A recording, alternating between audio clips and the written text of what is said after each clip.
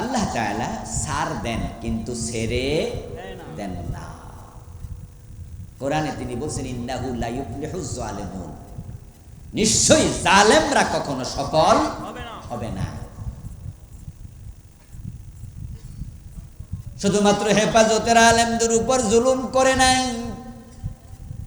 আল্লামা সাইদি রাহিমাহুল্লাহর মতো কোরআনের মুফাসসিরকে তারা 13টা বছর জেলখানায় রাখছে। কত বছর? 13 বছর। উনার হাতে তাম পৃথিবীর বিভিন্ন দেশে কয়েক হাজার কাফের মুসলমান হয়েছে। এই 13 বছর যদি আল্লাহর বান্দা জেলের বাহিরে থাকতো, মাহফিল করত, আরো কয়েক হাজার কাফের মুসলমান হতো না?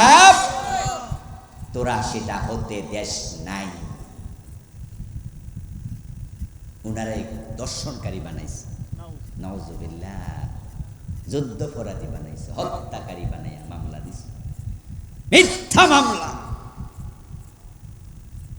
সাক্ষী বানাইছে সুকরঞ্জন বালি, হিন্দুকে। হিন্দু মিয়া বলছে উনার মতো লোকের বিরুদ্ধে আমি সাক্ষী দেব না।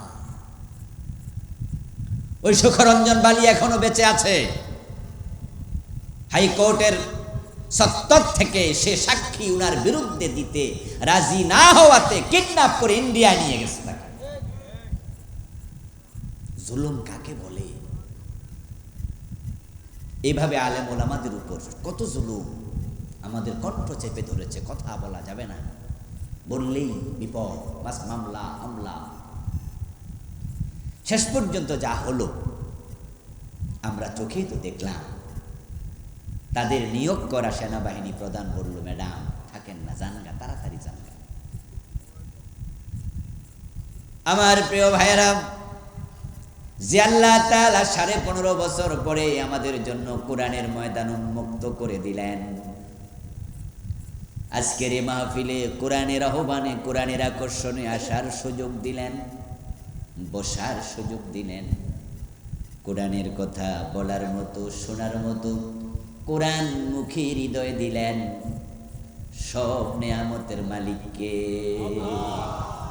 সেজন্য আমরা আলোচনার শুরুতে মন প্রাণ উজাড় করে অন্তরের সবটুকুন শ্রদ্ধা এবং ভালোবাসা দিয়ে আমাদের সে মনিব আল্লাহ তাআলাকে শুকরিয়া জানাই, কৃতজ্ঞতা জানাই। সবাই মিলে জোরে জোরে একবার কালিমাতুশ শুকর পড়ুন, আলহামদুলিল্লাহ।